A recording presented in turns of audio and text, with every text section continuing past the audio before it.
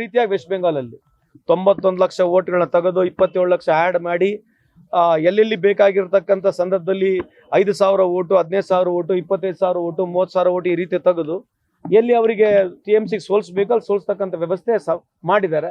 ಅದ್ರ ಜೊತೆ ಆಂಟಿ ಇನ್ಕಂಬರೆನ್ಸಿ ಇತ್ತು. So over all Gyanesh Kumar ಅವರು ಬಂದ್ಮೇಲೆ ಬಿಜೆಪಿಯ ವಿನ್ನಿಂಗ್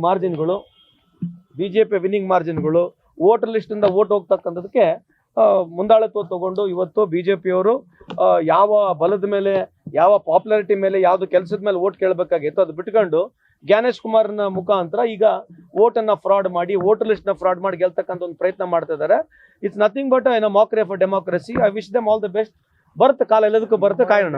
ಕೇರಳದಲ್ಲಿ ಮೈತ್ರಿ ಮಾಡ್ಕೊಳ್ಬೇಕು ಅನ್ನೋ ವಿಚಾರ ಇತ್ತು ಸರ್. ಅದರಲ್ಲಿ ನಿಮ್ಮ ಹೈಕಮಾಂಡ್ ಅಲ್ಲೇ ಒಂದಷ್ಟು ಭಿನ್ನ ನಿಲುವುಗಳಾಯ್ತು. ಆಗತ್ತೆ ನೋಡಿ, ಇಂಥ ಸಂದರ್ಭಗಳಲ್ಲಿ ಅದೇ DMK ಗೆದ್ದಿದ್ರೆ ಈ ಪ್ರಶ್ನೆ ಉದ್ಭವ ಆಗ್ತಿದ್ದಿರಲಿಲ್ಲ ಅಲ್ವಾ. ಸೊ ರಾಜಕಾರಣದಲ್ಲಿ ಕೆಲವು ಸಂದರ್ಭದಲ್ಲಿ we always stood by our principles. ನಾವು ನಮ್ಮ ಎಲೆಸ್ ಜೊತೆ ಯಾವಾಗಲೂ ಗಟ್ಟಿಯಾಗಿ ನಿಂತ್ಕೊಂಡಿದ್ದೀವಿ. ಯಾವುದೇ ಟಫ್ ಟೈಮ್ ಇದ್ರು ಕೂಡ we always stood by dum. So political decisions ಇವೆಲ್ಲ ಹಾಗೆ ಆಗ್ತವೆ. ಫರ್ದರ್ ಏನ್ ಡಿಸಿಷನ್ ತಗೋಬೇಕು ಪೊಲಿಟಿಕಲ್ ಏನಿಲ್ಲ, ಅಲ್ಲಿ ಲೋಕಲ್ ಲೀಡರ್ಸ್ ಇರ್ತಕ್ಕಂಥ ತಮಿಳುನಾಡು ಅವರು, ನಮ್ಮ ಮೇಲ್ ಹೈಕಮಾಂಡ್ ಅವರು ನಿರ್ಣಯ ಮಾಡ್ತಾರೆ. ಅದನ್ನ ಅಲ್ಲಿ ಅದ್ರ ಬಗ್ಗೆ ನನಗೇನು ಮಾಹಿತಿನೂ ಇಲ್ಲ. ಅಬ್ವಿಯಸ್ಲಿ ಅಲ್ಲಿ ಇದೀವಲ್ಲ, ಸೇಮ್ ಸ್ಟ್ಯಾಂಡರ್ಡ್ ಡೈಲಾಗ್ ಇರುತ್ತೆ ನಮ್ದು ಕೂಡ. ಹೈಕಮಾಂಡೇ ತೀರ್ಮಾನ ಮಾಡೋದು, ಹೈಕಮಾಂಡ್ ತೀರ್ಮಾನ ಮಾಡುತ್ತೆ. ಎಲ್ಲರದ್ದು ಫಲಿತಾಂಶ ಬರುತ್ತೆ ಸರ್. CM ಮತ್ತೆ DCM ನಡೀತಾ ಇರ್ತಕ್ಕಂಥ ಕುರ್ಚಿ ಆಟದ ಫಲಿತಾಂಶ ಯಾವಾಗ ಸರ್, ಏನ್ ಬರ್ಬೋದು ಸರ್? ಬಾಕಿನೂ ಕೂಡ ಸಿದ್ದರಾಮಯ್ಯನವರು ಇರ್ತಾರೆ. ಈಗ ಮೊನ್ನೆ ಖರ್ಗೆ ಸಾಹೇಬ್ರು ಮಾತನಾಡಿದ್ದಾರೆ, ಮುಖ್ಯಮಂತ್ರಿನೂ ಮಾತನಾಡಿದ್ದಾರೆ, ಉಪಮುಖ್ಯಮಂತ್ರಿ ಅವ್ರು ಮಾತನಾಡಿದ್ದಾರೆ. ಸೊ ನಾವು ಮಾತಾಡಿದ್ರೆ ಅದ್ರ ಬಗ್ಗೆ ಅರ್ಥನೇ ಇಲ್ಲ.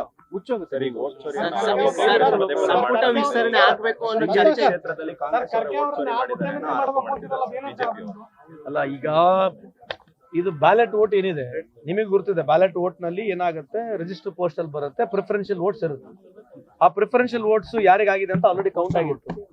ಕೌಂಟ್ ಆಗಿ ಈಗ ಹೋಗಿ ವಾಪಸ್ ನೋಡಿದ್ರೆ ಕೌಂಟ್ ಆಗಿರ್ತಕ್ಕಂಥ ವೋಟ್ ಇನ್ವ್ಯಾಲಿಡ್ ಆಗಿದೆ ಅಂತಕ್ಕಂಥದ್ದು ಕಂಡು ಬರ್ತಾ ಇದೆ. ಸೊ ಇದರಲ್ಲಿ ಇದೇ ಇರೋದಲ್ಲ, the mechanism of valid valid ಮಾಡೋದೇ ಇದು ಗ್ರೇಟ್ನೆಸ್. ಇದೇನು 70 ವರ್ಷದ ಭಾರತ ದೇಶದ ಇತಿಹಾಸದಲ್ಲಿ ಇಂಥ ಮ್ಯಾಜಿಕ್ ಮಾಡಂತ ಒಬ್ಬ ಪ್ರಧಾನಮಂತ್ರಿ, ಅದ್ರ ಜೊತೆಗೆ ಅಂತ ಒಬ್ಬ ಗ್ರೇಟ್ ನಮಗೆ ಜ್ಞಾನೇಶ್ ಕುಮಾರ್ ಸಿಕ್ಕಿದ್ದಾರೆ. ಇದು ಅವ್ರ ಕೊಡುಗೆ ಇರ್ತಕ್ಕಂಥದ್ದು.